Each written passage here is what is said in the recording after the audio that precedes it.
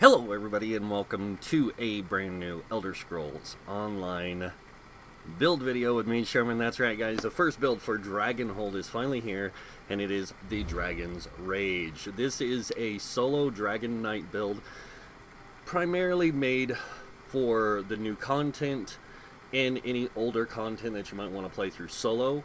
That includes delves, world bosses, public dungeons, normal dungeons on DLCs, and vet dungeons on non-DLCs. This thing can solo all of that stuff.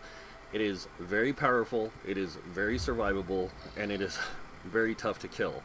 So let's go ahead and get into the build itself by taking a look at this. So here we are, the Argonian Dragon Knight. Now Argonian is not what I would say is the prime candidate for the build, but it is the better option. The reason why: Argonians get recovery from potions, or extra resources from potions, and since this build doesn't play around with stamina recovery, uses a lot of heavy attacks and magic recovery for a certain purpose, you guys will see. But weapon damage is really important, weapon crit is very important for this build, spell resist, physical resist, and that's why we have those so high. You want really good survivability.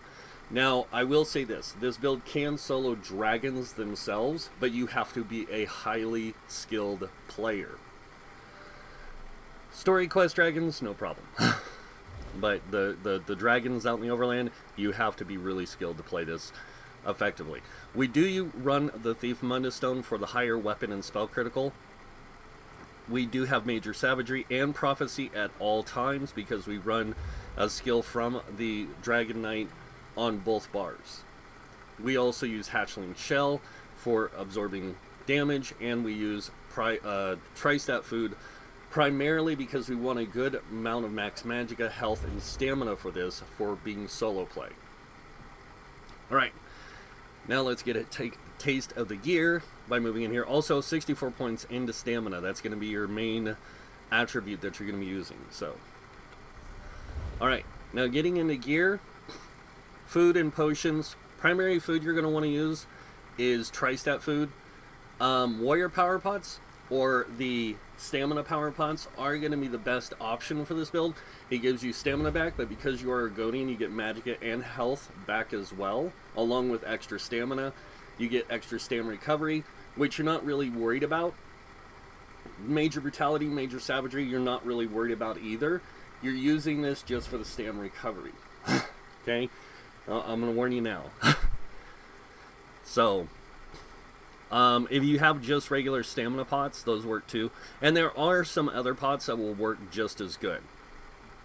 Alright, now, getting into the gear itself. Starting with the monster set, we are using the Spawn of Mafala. Now, this is a kind of rough set to get for a new player, because it is in the Fungal Grotto 2, and that one can be a little rough on players. If you can't get this, Krogs is another great option. But I prefer Spawn of Mafala because the one piece adds extra stamina. The two piece, when you deal damage with a fully charged heavy attack, you create a web for 10 seconds that deals X amount of damage every second to all enemies in a 4-meter radius and reduce their movement speed. And that effect can occur every 10 seconds. This is really good for trash packs in dungeons. So, in public dungeons. Alright, moving on to the next set. We are using Gladiators. It took me a while to find that this works really good on the Dragon Knight, but there is a big reason why. The 2 and 3 piece adds weapon crit, the 4 piece adds weapon damage. The 5 piece though, when a target is under 25% health, add 1800 weapon damage to your light and heavy attacks. Now, one of the skills we use increases our light and heavy attack damage by 50%. So, that 1800 weapon damage becomes massive below 25% health, and we really want that. So, yeah, you guys will see like how powerful this thing can get. Alright, moving on now to the last set. The last set, of course, is Hatchling Shell. This is a set I like to use on this particular build because it does give you a damage shield every 15 seconds for 15 seconds. that is 20% of your max health. Now, 20% of your max health isn't a huge shield. It's only about a 5k shield, almost 6k. But when you have your other buff up, you get a 10k shield together. And this really helps you have that survivability to basically stand and take a beating. So you're just going to stand there. You're not going to be doing a lot of dodge rolling, things like that, unless you're fighting a dragon.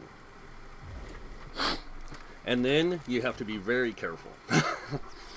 Like I said, lots of heavy attacks with this build. Alright, so going back into the gear, we're going to go over the traits and enchants, and then we're going to go over the weapons, enchants, and what weapons we're using. And then I'm going to go over all the skills. Alright, starting with the smaller pieces, we are running all Divine's Max Stamina. Now, the reason you're going to want to run Divine's Max Stamina enchants is the Divine's is going to increase your enhancement of your Mundus Stone. And the reason for the Divine's is to, like I said, increase the effect of Mundus Stone. The reason for Stamina is you want to increase that Max Stamina pool. And Stamina in the smaller pieces is better for you because it's going to give you more of your primary stat. Alright. Excuse me, I don't mean to keep coughing, guys. Moving on to the bigger pieces. We are running tri-stats on the helm, the chest, and the legs. And this is to maximize our attribute pools. You want a good Magicka pool, you want a good health pool, and stamina pool for this build to really, really shine. So, that's perfect. And then on top of that, we do build for mag recovery. Now, technically, you don't have to if you don't want to, because you do use a lot of flawless Dawnbreakers, and because of using that, you're going to be getting ultimates a lot because of the way this build works. But it's still really important to keep certain skills available to you. So, that's why we have a high mag recovery. You guys will see here in a minute. And if you wanted to, you could build for stam recovery, but you really don't need to with as much heavy attacks as you do with this build, because you will pretty much start every rotation on the front bar with a heavy attack. So, alright. Going on now to the traits. On the bigger pieces, we have Invigorating on the helm and the legs. This is to just give you a little bit more stam and mag recovery, for the fact that you are in a heavy armor build. Being in a solo build, using heavy armor really allows you to just take a beating. And when you're fully buffed up with your resistances, you actually go to 27, almost 28k spell resist. This really allows you that good survivability for when you're solo playing. Alright. And then Invigorating with that higher mag recovery allows you to keep your buff up for your shield. This up as much as you want almost. So, you will be using it a lot. And then you have another buff that uses a lot of magic as well because, yeah, it just does. Alright. So now that we know the traits, and the trait on the chest piece is always going to be reinforced because we are running a heavy chest piece. Using reinforced is going to give you the highest amount of resistance there, and that's just going to give you an overall better resistance value. Alright, moving on to the jewelry. With the traits here, we are running 2 Trirune with weapon damage on the rings. The Trirune is to maximize Magicka, health, and stamina. If you don't have Trirune, do not stress it. All you have to do is leave this as is until you can get the Trirune in the rings. But once you can get Trirune in the rings, this build becomes even better. So, weapon damage though is a major benefit here. Moving on to the necklace. Now this is the unusual one. We are using an infused mag recovery. A lot of people are going to question why infused mag recovery. You guys will find out when you see this in action. So, alright, moving on to the weapons. We are using dual wield on the front bar, an axe and a sword, not an axe and dagger. The reason for the axe and the sword, the axe is sharpen, poison damage, but the axe will actually cause a bleed. when you light attack or heavy attack, you have a chance of bleeding. That you're going to want to try and get up as much as or get to happen as much as possible. Moving on to the sword, though, the sword does enhance all your physical damage by 3%. So that's just a benefit to your character, especially in heavy armor. And then onto the bow, or the enchants, we're using a poison sharpened on the axe, and then a absorb stamina with Nirnhone. The absorb stamina does help because it does give you resources back. So, and then moving on to the bow, we are using an infused bow, weapon damage, and spell damage enchant. And this actually plays really well into this setup because there is a lot of like different skills and abilities you can use in different situations if you need to. So, and it really plays well with this, with that higher spell crit as well. Alright, now that you've seen the gear, let's move on to skills. Now, I'm going to go over the skills I have on my bar, then I'm going to show you everything I have unlocked. Now, I do unlock a lot of skills on my characters, primarily because I like to have a lot of tools available if I need them for different situations.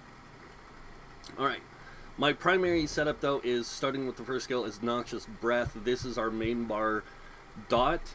We keep this up as much as possible, and the reason for that, it applies Major Fracture. Now, it does deal poison damage up front and additional poison damage over 14 seconds, but it's mainly that fracture that we want from this. This is going to increase our physical damage overall. Next up, we are using Bloodthirsty. Bloodthirsty is a really great ability. It does damage every time you use it. On 5, I think it's 5 consecutive attacks, it does damage. And then the final hit deals 300% more damage and heals you for 73% of the damage caused. So that's really good. It heals you for a lot. Then we have Venomous Claw. This deals damage up front and X amount of damage over 14 seconds. And it has ramping damage, where it increases to dealing 20% more damage every 2 seconds. So the more you keep this applied for the duration, the more damage it deals. Then we have Echoing Vigor. This is our primary heal, and this really helps out also if you're playing in a 2-man group. Echoing Vigor is a great source of like keeping both of you alive. So not only does it work for you, it works for them. And being an Argonian, you get 4% healing done, or extra healing done. Then we have Flames of Oblivion. Now this does give you Major Prophecy and Savagery, so it increases both physical and or weapon and spell critical, but it also scales off your highest offensive stats, so it does scale the damage off of your max stamina and weapon damage. And then the flames, the fireballs it fires 2 every 5 seconds that deal extra damage. So this is just something you're going to want to keep up pretty much for the duration. So every 15 seconds you're going to want to keep this applied. You don't want to apply it like in a rotation kind of thing because you are solo playing. Solo playing is more of an active, reactive kind of combat, which I'll show you guys. Next we have Flawless Dawnbreaker. This is our ultimate primary. We use this all the time because it does X amount of damage up front, X amount of damage over 6 seconds, and then while active we get 300 increase of 300 weapon damage for 20 seconds. It is a super cheap ultimate, and for being a Dragon Knight, we have an Earth and Heart passive called Mountain's Blessing that gives us minor brutality every 20 seconds whenever we activate Earth and Heart ability, which we do have, and while we're in combat, we generate 3 ultimate every 6 seconds. So this is going to allow us to generate a lot of ultimate to drop those Dawnbreakers. Alright, moving on to the back bar where we have our bow. Our first ability is a CC kind of ability, but it's a damage over time ability. It does damage up front, it does damage over 10 seconds, and then if you hit an ability enemy with this ability, they are interrupted, set off balance for 3 seconds, or set off balance and stun for 3 seconds. So this is a great way to interrupt those spellcasters at ranged. Then we have Arrow Barrage. This is a excellent ability. It does a lot of damage over 8 seconds, or 10 seconds, sorry. They got the duration kind of wrong there. It does last for 10 seconds, and it is a 7-meter radius. It is a larger radius than most of the other bow skills. So this will hit a lot of enemies, as you can see in this big circle here. It's really good for damage. The next ability we have is the one that's going to be really crazy. This gives you major brutality and sorcery for 36 seconds. So you get both weapon and spell damage increased by 20% for 36 seconds. And then your own damage with fully charged heavy attacks is increased by 50% while active. So when I said this build does a lot of heavy attacks, you're going to be doing a lot of this. Because you're going to want to get that spawn of Mafala to spawn, or to go off. And you're going to want to get those heavy attacks to basically be up a lot, because whenever you heavy attack, as you can see, you do a pretty decent amount of damage with it. So you don't want to just spam heavy attacks, but you do want to keep them applied. I try to keep them up every rotation. I try to get 1 or 2 in. Alright, next ability we have, besides our molten armaments, is our hardened armor. Now this is our primary resistance buff. This gives you spell and physical resist increase by 5,280 for 20 seconds. On top of that, your damage shield absorbs up to X amount of damage for 6 seconds, and a portion of that ability scales off your health. While active though, your armor returns X amount of magic damage to enemies that use direct damage attacks against you. This not only does it deal damage back to the enemy, it also keeps you alive. And then of course we do have our Flames of Oblivion here as well, because we want Major Prophecy and Savagery on both bars. We want that higher crit chance. And last but not least, we have a kind of a free-floating ultimate ability here.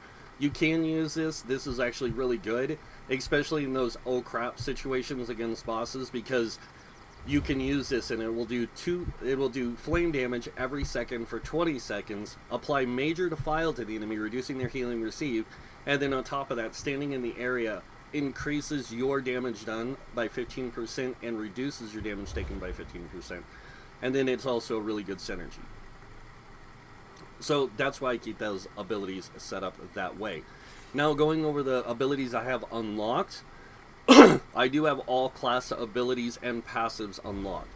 For class abilities, I do have Molten Whip, Venomous Claw, Noxious Breath, Unrelenting Grip for pulling enemies, Flames of Oblivion. Moving on to the next one, I do have Take Flight. I do use this quite a bit when I'm doing PvP. Does a lot of damage. I do play this build on live, by the way.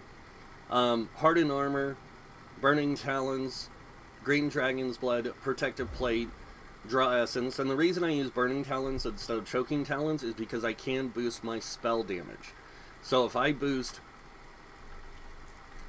this and then I hit an enemy, you'll see my Choking Talons actually do more damage.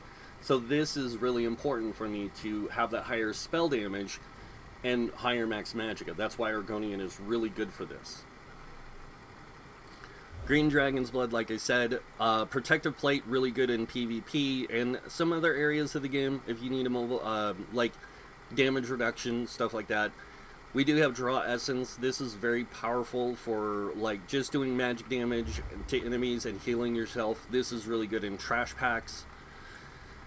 Earthen Heart, I do have Corrosive Armor. This is another ultimate I do like to use instead of the banner, and that the other reason why is because it is an ability I can keep on the back bar and activate it when I need it, kind of thing. It's a really nice ability. I do have Stone Giant unlocked, Molten Armaments, Igneous Shield, Shattering Rocks, Eruption, and then of course all the passives. Now, weapon abilities, dual wield, I do unlock all the class or the weapon abilities and passives. So ultimate, Rend, really good. Bloodthirst is really good for like a heal over time, like a damage and heal. Raining Slash is a really good dot. If you're feeling like you don't want to use Noxious Breath or you don't want to use the Talons, you can use Raining Slashes. Steel Tornadoes are great trash killer if you want to use it. Deadly Cloak is another ability that I do like to use, and sometimes I'll use it like when I'm doing dungeons. I'll take Flames of Oblivion off my back bar or my front bar and put that there instead. And then Shrouded Daggers is just a great range DPS type of skill. Next up, moving on to the bow, we do have Toxic Barrage. I don't use it a whole lot, but I do have it unlocked. Lethal Arrow, this is really good in PvP. It does a lot of damage, especially poison damage. Then we have Arrow Barrage, Draining Shot, Acid Spray, and Venom Arrow. Running over the armor passives. So light armor, I take the top 3. This is really important for the build because you get Grace, which reduces the cost of your magic abilities, and it also gives you a little bit of spell or magic recovery. Medium armor, we take the top 2 and the bottom 1. The top 1 is primarily for the higher weapon crit. And then heavy armor, we are going to take all the passives here because we are a heavy armor build. Juggernaut is exceptional with this. The 10% extra health really helps.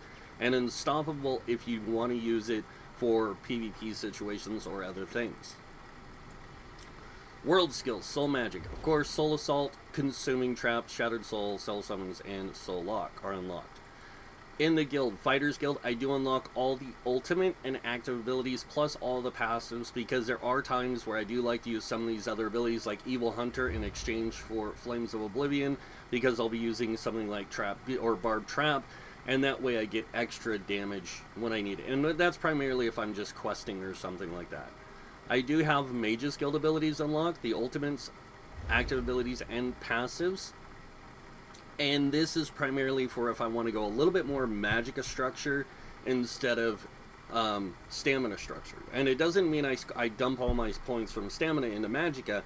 I take the build and I put more Magicka-based abilities on here so I can get more magic kind of damage out of it. And I can also boost my max Magicka by, 7%. Psijic Order, I do unlock the ultimate, active abilities, and passives. Now, the active abilities I use are Borrowed Time, Crushing Weapon, Race Against Time, Min Spirit, and Introspection. Now, I use Min Spirit if I'm playing in a group and I'm playing kind of a support character where I'm just like buffing and healing and just basically tanking while somebody else is dealing damage. I do this, and that way I can keep them alive and myself alive as well to some degree. Undaunted, Sanguine Altar, Tangling Webs, Inner Beast, Spike Bones, and Mystic Orbs. And then I have both passives here unlocked. I do use Inner Beast if I'm going to tank a dungeon or something in a 2-man group. Moving on to Alliance War Assault, I do use the Ultimate Aggressive Warhorn, Echoing Vigor, and Razor Caltrops here. And then for support, Reviving Barrier, Efficient Purge, and Stalwart Guard. These are the ones I will equip if I need more supportive type play for when I'm in a group where, like I said, I'm primarily tanking.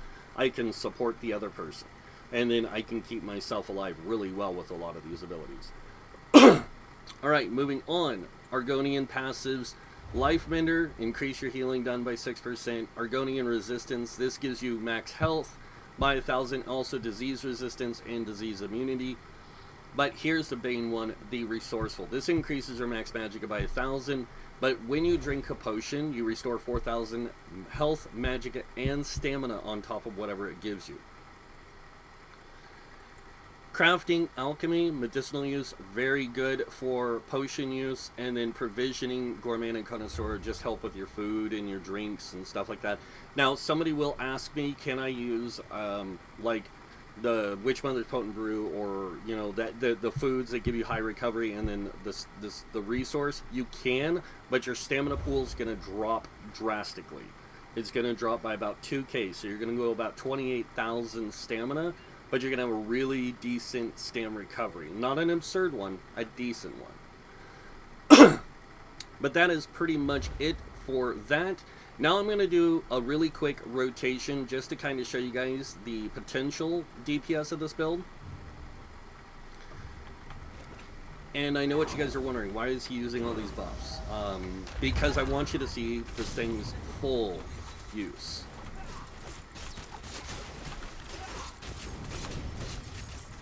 Now this thing can get about 22k DPS.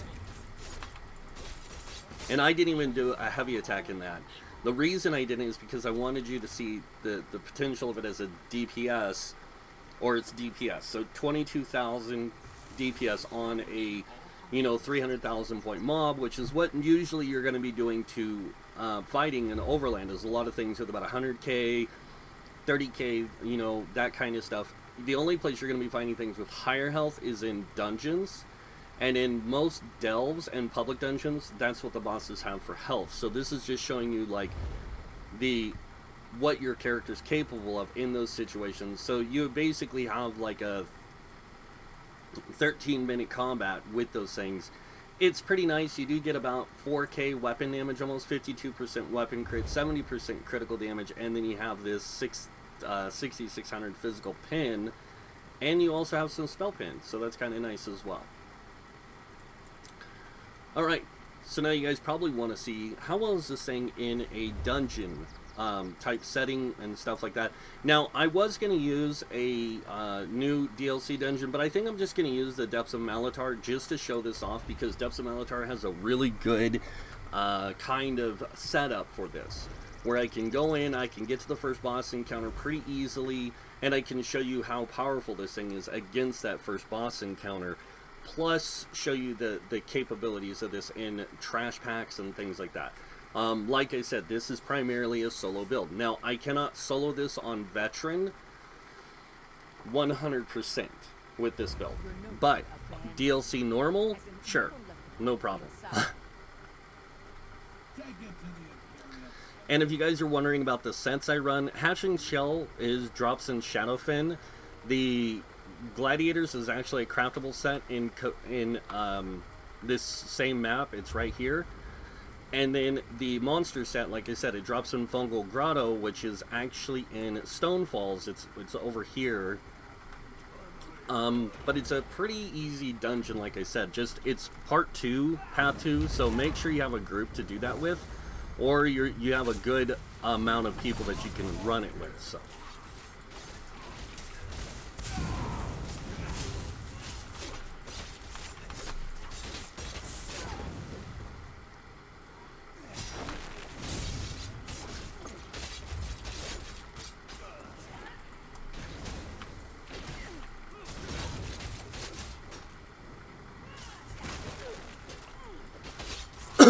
And as you can see, I haven't even used a potion yet.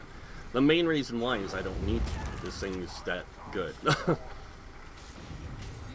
Like, because you use a lot of stuff. And now you guys are also going to ask CP. I'm going to save the CP for last.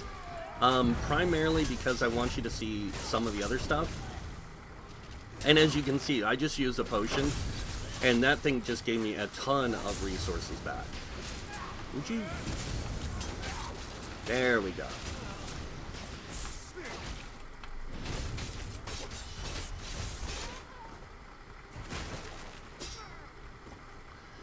Alright, so now we're going to go in here to face the boss. And this boss, if you don't know the mechanics of this boss is can be very challenging to a lot of new players. So, yeah. Where are you hiding, you big ugly dude? I probably walked right past him and didn't even know it. See?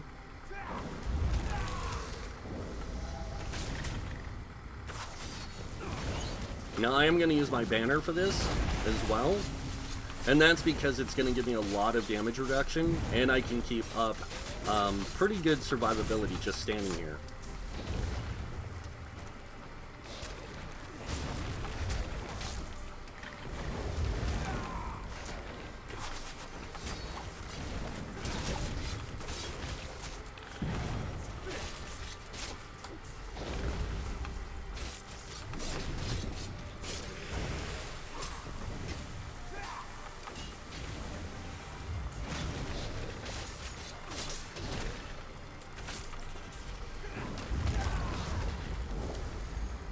Now I'm going to have to stop here in a second because he will disappear.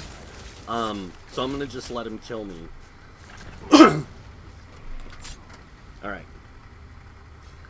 So, now that you guys have seen the capabilities of this build in action and kind of seen like how well it can work and stuff like that. I will admit it's not perfect, but once you get the routine of how it works down and its play style, it actually is pretty good for what it does. It's, you know, it's not my forte of like perfect build, but for solo play, I love using this. So now we're gonna go over the CP, and we're gonna start with the red tree. We have 56 in the ironclad. This reduces your incoming direct damage by 20%. This helps against trash. This helps against in PvP, in PvE, all kinds of stuff. Now, moving on over here, we have 31 into thick skin. This reduces your damage taken from damage over time effects. Damage over time effects aren't what you think. It's not AoE ground effects, things like that. This is literally poison, fire, or burning, chilled. Those are damage over time effects. So this actually is pretty good. You don't need a massively high amount of that unless you're getting hit by a lot of poison damage. And then in that case, yes, it's better to build a little bit more into this, but really not necessary with the way this build works. We also have 43 into Hardy and Elemental Defender. Both of these have 10% reduction to physical, poison, disease damage. And that physical, poison, disease damage means any physical poison disease damage. So that's 10%. So if you get hit by poison itself, because you do have immunity to disease damage and disease damage reduction built into your race, so that you're not too worried about. But the poison damage, that with this is actually a 23% damage reduction. That's actually really good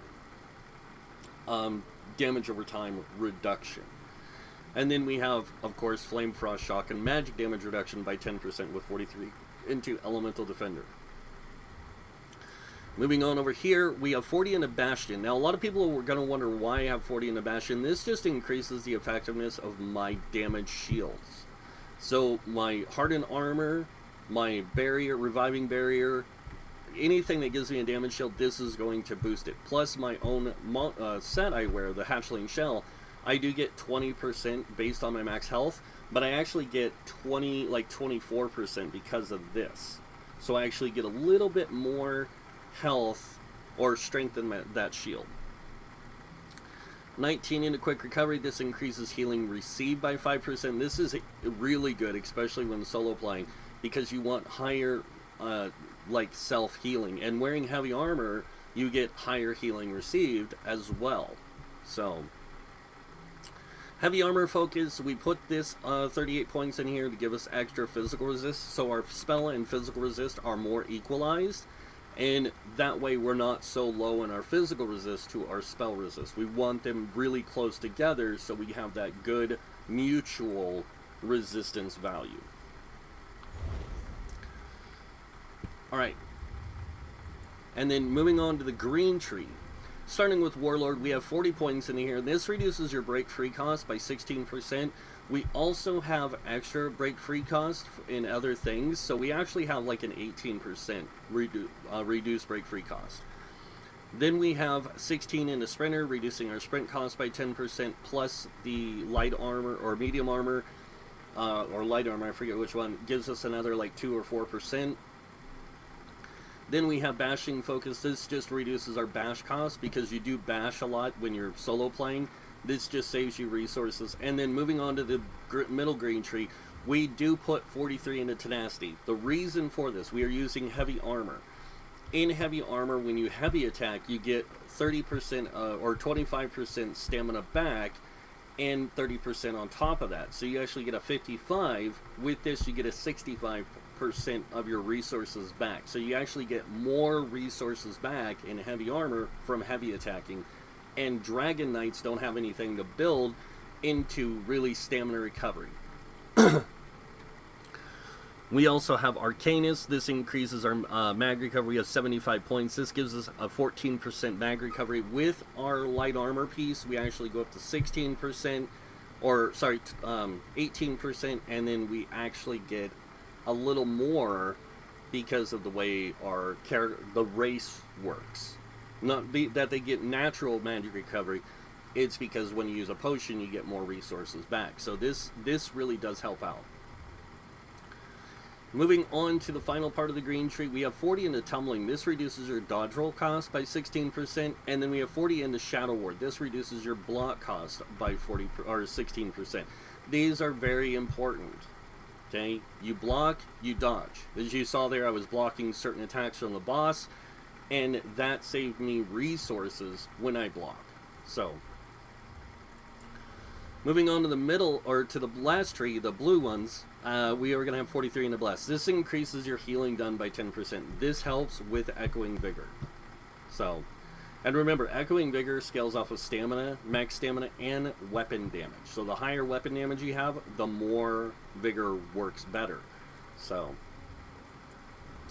moving on over here, we have 35 in the Physical Weapon Expert. This increases your light and heavy attack damage by 20% when using dual wield or bow weapons. So any physical damage you do, you get a 20%. Now remember, we also have that buff that gives us a 50% increase to our heavy attack damage. So we get a 70% increase to our heavy attack damage, and when you incorporate that 1800 extra weapon damage when enemies are below 25% health, that really plays into this really well. So that's usually when I go into what I call my execute phase. When I get them down to 25%, I start heavy attacking like crazy so I can get those higher heavy attack damage output. Alright, back in here, we also have 40 in the Mastered Arms. This increases our damage done with direct damage attacks by 16%. And because we have 75 points in here, we do unlock Butcher. This increases your damage done with light and heavy attacks by another 5% when enemies are below 25% health. Yeah, this thing's a beast. Moving on over here, we have 56 in the Mighty. This increases physical poison disease damage by 12%. So that's 12% on top of that 75% when they're below 25% health. Plus you get that 1800 extra weapon damage. It's crazy. And then we have 56 into Precise Strikes, increasing your critical damage and critical healing with stamina abilities by 20%. This helps out with Echoing Vigor and with your light and heavy attacks and anything else you do. Then we have 40 into Thaumaturge, and this just increases your damage done with damage over time effects by 16%. You don't really need much because you're a Dragon Knight. So, but that's pretty much it for the Dragon's Rage solo build, guys. I hope you guys like it. And like I said, in two-man groups, this thing is a great tank. It's very powerful. You can also, not only can you tank with this in groups, in two-man groups, but you can also, like I said, solo a lot of content with this thing. So, but that's pretty much it for the build. I hope you guys liked it. If you did, you guys know what's coming next. If you like this video, go ahead and hit that like button. If you guys want to see more videos by me, you can subscribe. Other than that, I want to thank you all for watching. Until next time, have a wonderful day, and this guy might see you in game. Bye.